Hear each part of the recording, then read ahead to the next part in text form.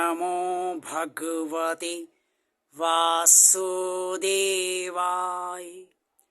जय श्री हरि, जय श्री भगवान विष्णु जी, जय श्री भगवान कृष्ण जी। कुरुक्षेत्र के मैदान में परमात्मा श्री कृष्ण जी ने अर्जुन को भक्ति के प्रेम के बारे में और भक्ति के बारे में उसके भाव और उसकी भावना के बारे में जो ज्ञान दिया, उस ज्ञान को आप सब जानना अवश्य चाहेंगे।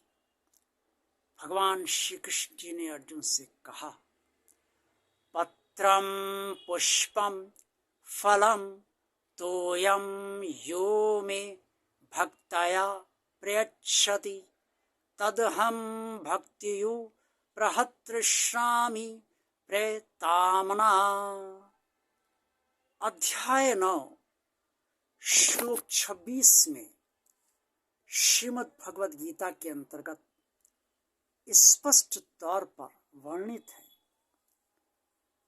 कि भगवान श्री कृष्ण ने अर्जुन से कहा कि जो भक्त मुझे प्रेम से पत्र, पुष्प, फल, जल और भोग अर्पण करता है, वो सब मैं प्रीतिपूर्वक ग्रहण करता हूँ और खा लेता हूँ।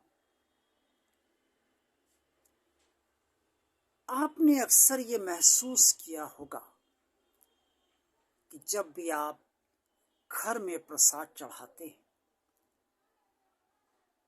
कथा करवाते हैं और कथा का पंचामृत और भोग जो भी आप सामर्थ्य अनुसार उसमें भगवान को अर्पण करते हैं, उस प्रसाद और जो मंदिर में आप प्रसाद चढ़ाते हैं, वो सब प्रसाद जो होता है वो आपको ज्यादा स्वादिष्ट क्यों लगता है? आपने अगर लड्डू चढ़ाया तो आप पहले एक लड्डू खरीद कर खा लीजिए और उसके बाद आप लड्डू को जब आप प्रसाद के रूप में चढ़ाते हैं तो जिसके जरिए यानी कि पंडित जी के जरिए जब आप प्रसाद चढ़ाते हैं तो पंडित जी इस भावना के साथ भगवान को अर्पण करते हैं कि ये प्रसाद है और आप भगवान को अर्पण करने के लिए लाए हैं। इस भावना के साथ भोग लगाकर पंडित जी आपको आपका दिया हुआ प्रसाद आपको वापस करते हैं और जब आप वो प्रसाद वही लड्डू ग्रहण करते हैं तो आप स्पष्ट तौर पे ये महसूस करते हैं कि जो लड्डू आपने पहले खाया था उससे ज्यादा स्वादिष्ट ये लड्डू है। क्यों? आपने भगवान का भोग खाया है, आपके चढ़ाए गए प्रसाद को, लड्डू को भगवान ने ग्रहण किया है और ग्रहण करने के बाद भगवान के का लगा हुआ भोग जब आपने खाया तो वो स्वादिष्ट तो आपको लगेगा ही, अधिक स्वादिष्ट लगेगा। वो मात्र लड्डू नहीं है, भोग है। जब आप जल अर्पण करें तो प्रभु से कहें, जलम अर्पण, हे प्रभु ये जल आपको अर्पण है और ये जल आप ही ने तो दिया है, ये आपको अर्पण। पत्र अर्पण करें, पत्रम अर्पण, हे प्रभु ये पत्र आपने ही दिया है, ये आपको अर्पण है। पुष्प अर्पण करें, पुष्पम अर्पण, हे प्रभु ये पुष्प आपने ही तो दिया है, ये आपको अर्पण है। और जो भोग आप लगाए हैं तो कहें, प्रभु ये भोग खरीदने की सामर्थ्य आपने मुझे दी, ये भोग आपका ही है और ये प्रसाद मैं आपको अर्पण कर रहा हूं। आप इसे ग्रहण कर लीजिए भगवान, खा लीजिए प्रभु, खा लीजिए, खा लीजिए, मुझ पर कृपा कीजिए।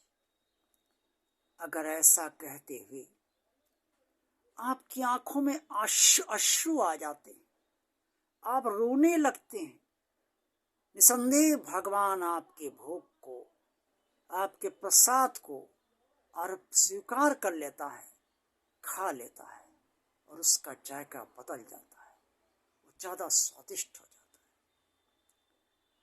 है। आप मंदिर जाते हैं, कुछ समस्या कहते हैं, भगवान पंडित जी आपको भगवान के ऊपर चढ़ा हुआ पुष्प दे देते हैं, इसे ले जाओ तुम्हारा काम हो जाएगा।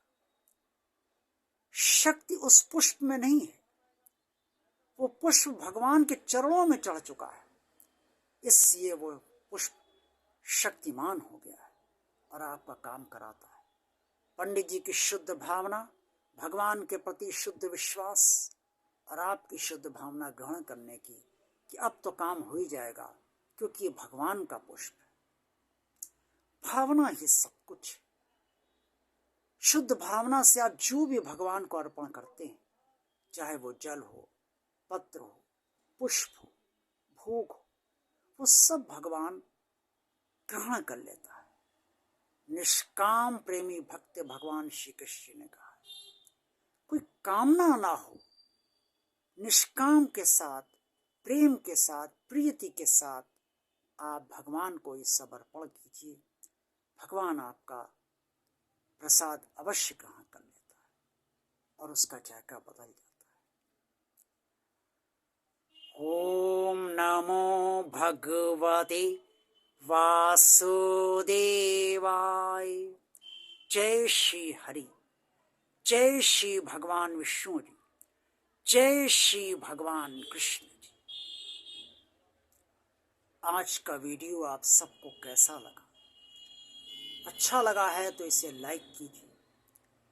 भगवान और आप चैनल अगर आप सब ने अभी तक सब्सक्राइब नहीं किया है तो सब्सक्राइब कीजिए, ताकि लेटेस्ट वीडियो और शॉर्ट आप सबको तुरंत प्राप्त हो जाए और आप सब उससे लाभान्वित हो सके।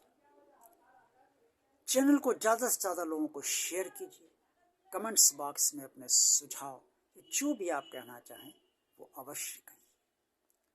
आप सबका कल्याण हो। प्रेम से आप भगवान को भजें और भगवान आपके चढ़ाए गए भोग को, अर्पण किए भोग को ग्रहण करें। यही मेरी भगवान श्री कृष्ण जी से इस निशीत कुमार की प्रार्थना है। जय भगवान श्री कृष्ण जी।